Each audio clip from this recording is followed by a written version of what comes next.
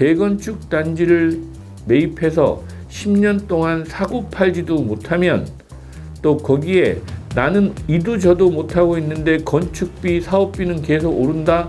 고금리 시대에는 여러분들이 투자를 섣불리 들어가시는 거 아주 위험하다라는 말씀을 드리고 싶은 겁니다.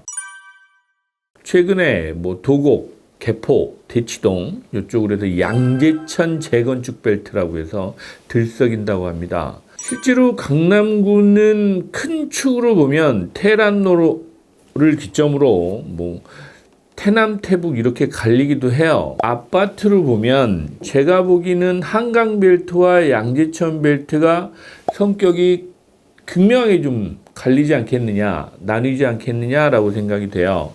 실제로 양재천벨트 같은 경우 타워팰리스가 상징적인 입지이긴 합니다. 예를 들면 고소득층 자영업자, 실제로 많이 사는 동네가 태남, 특히 양재천벨트입니다. 도곡동, 대치동 이쪽으로 많이들 거주하고 계시고, 태북이라고 하는 압구정 벨트죠. 청담, 압구정, 신사 이쪽은 원래 강남구에서 사시기도 했지만 강남 개발을 하면서 저쪽 종로, 평창동 이런 쪽에서 내려오신 분들, 투자를 잘 하시는 분들이기도 하고 원래 부자였던 찐 부자들이 많이 살기도 합니다. 이렇게 좀 나뉘어 있어요. 강남구를 좀 나누다 보면. 압구정 재건축이야 다들 아시는 거죠. 미성아파트 포함해서 한강벨트로 해서 압구정 재건축, 현대, 한양 포함입니다. 그러나 한강벨트에 견줘서 양재천 재건축 벨트가 뜨고 있다라고 하는데 글쎄요, 잘 될지 모르겠습니다. 이번 주만 해도 개포 주공이죠. 6단지, 7단지 분담금 문제로 또 이슈가 좀 되는 것 같습니다. 개포 주공만 그럴까요? 앞으로 더 그럴 겁니다. 대치동에 우선미라고 있어요. 도곡역에 가서 보면 미도 우성 성경아파트입니다. 물론 뷰도 좋고 평수 좋고 입지 아주 최고의 입지인 것도 맞아요. 그러나 지금부터는 재건축 단지들을 보실 때 몇 가지를 좀 보셔야 됩니다. 기존의 용적률 가장 중요합니다. 왜 지금까지 안 됐을까? 돈 되는 5층짜리 저층 주거 단지는 이미 재건축이 끝나서 입주 다 했잖아요. 그런데 지금부터 한 재건축 단지들은 중고층 단지입니다. 말 그대로 중층 이상의 단지들이라는 얘기예요. 그게 무슨 얘기냐? 기존 용적률이 상당히 높다는 얘기입니다. 실제로 가장 중요한 대목이에요. 그리고 두 번째로는 물론 용적률하고 상관있겠지만 대지 지분하고 상관있습니다. 각 평형별로 예전에는 또 대지 지분이 조금씩 달랐어요. 같은 용적률이라 하더라도 그런 단지도 좀 있습니다. 상가나 이런 것들 때문에 변수도 좀 있었기 때문에 심지어 대치동의 어떤 건물은 지하층을 재건축하면서 지하층 대지 지분을 50% 이상 갖고 있는 건물도 있습니다. 부동산 대책 토론회 하시면서 보셨죠? 종상향 가능성도 좀 보셔야 됩니다. 물론 종상향이라고 하면 2종 일반 주거지역에서 3종 일반 주거지역으로 변경해 주면 100% 정도 올릴 수 있죠. 최소 50%니까. 그런데 그 정도 가지고는 이제는 쉽지 않을 겁니다. 200%에서 250% 올려주면 25%를 종상향할 겁니다. 그러나 사업비가 여러분들 사업하는 기간이 길어지면서 특히 또 건축비가 연간 7%에서 10%씩 오르는 최근의 상황을 보면 2, 3년 뒤면 종상향 해줬던 거 다 건축비로 날려야 되는 상황이 벌어지는 겁니다. 가장 중요한 거는 입지하고 지역입니다. 가격 탄력성이 있느냐? 이 탄력성이라고 하는 거는 지속적으로 가격 상승 여력이 있는지를 보셔야 됩니다. 말 그대로 내가 살고 있는 단지가 가치가 계속 올라가서 물가 상승률 또 주변에 다른 단지하고 비교했을 때 비교 우위에 설 수 있는 입지와 지역인지를 보시란 얘기입니다. 그리 하셔야 재건축 단지들은 성공하실 수 있다라고 말씀드리는데 강남구 같은 경우는 한강벨트와 양재천벨트는 성격이 분명하게 좀 나뉘면서 성장을 할 것 같다라고 생각이 돼요. 조금 전에도 말씀드렸지만 압구정에 살고 계신 분들은 찐 부자도 있는데 물론 손바뀜도 많이 됐어요. 투자자들도 많이 들어가셨고. 하지만 지금도 여전히 찐 부자들이 꽤 많이 들고 있다라는 부분이 압구정, 한양, 현대, 미성 쪽입니다.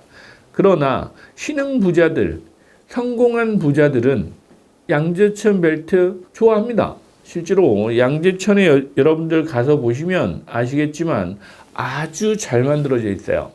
환경이 아주 좋습니다. 그리고 교통 여건도 아무래도 압구정보다는 조금 유리한 부분도 있다라는 부분이 미래 가치를 또 말해주는 부분 같고, 제가 보기에는 누구랑 어울려 사느냐도 중요합니다. 그런데 사업하시는 분들은 압구정보다 제가 보기에는 타워팰리스를 선호하십니다. 현재까지는 그렇습니다. 제 느낌이에요. 뭐 이거 가지고 또 댓글 많이 안 다셔도 됩니다. 최근에 도곡동 개포 안신, 대치 미도, 개포 주공 5, 6, 7단지들이 재건축한다고 하는데 전 가격 보고 깜짝 놀랐습니다. 벌써 40억에 근접한 가격이더라고요.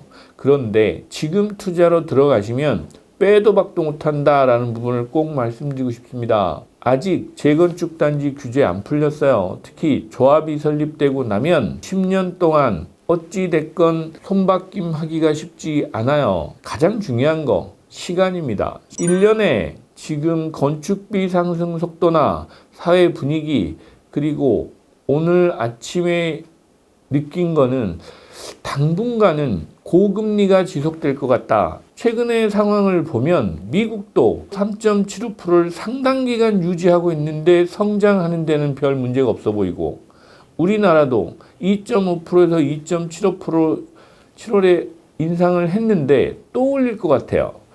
시장의 지금 대출 금리는 5% 넘어간 지 오래고 상단은 7%까지 8%까지 올랐다고 하는 기사를 여러분들 보셨을 겁니다. 고금리 시대에는 여러분들이 투자를 섣불리 들어가시는 거 아주 위험하다라는 말씀을 드리고 싶은 겁니다. 금리가 오르면 모든 원가들이 같이 올라가는 이런 도미노 현상이 발생을 합니다. 건설회사는 온전히 자기 돈으로만 건설하지 않습니다. 자기들이 시공사 선정하기 위해서 조합에 수천억씩 갖다 내는 입찰 보증금 다 대출받아서 가져옵니다.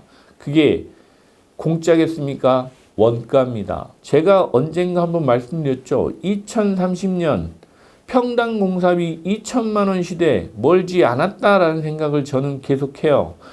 최근에 여의도 시범 아파트 같은 경우에 재건축하면서 공사비가 1,500만 원이 넘었다는 기사를 읽으신 적 있으실 겁니다. 이렇게 야금야금 조금씩 올라가면서 결국은 여러분들 사업비 계속 오르고 있습니다. 그러다 보면 재건축 단지 사업성 담보할 수 없다라는 부분은 분명한 것 같아요. 지금처럼 사업비 올라가는 속도로 보면 또 금리가 이렇게 고금리가 계속 유지된다고 하면 용적률 170%, 200% 근접한 단지들 재건축 거의 불가능한 상황도 일어나지 않을까라는 생각을 저는 하고 있습니다.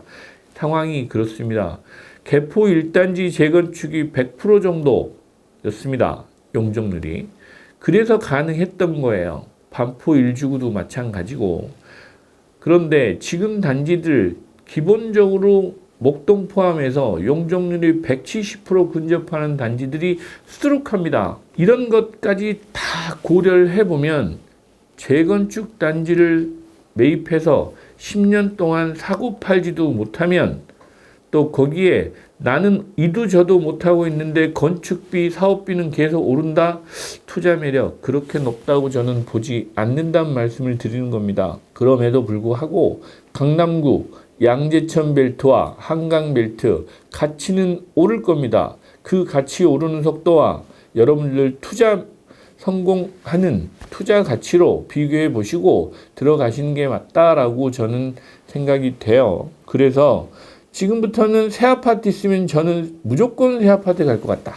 앞으로 강남구의 재건축은 양재천 벨트와 한강 벨트 힘겨루기가 될 것 같다. 그럼에도 불구하고 비싼 건 한강 벨트가 될 것 같은 느낌은 있습니다. 오늘은 여기까지 말씀드리도록 하겠습니다. 감사합니다.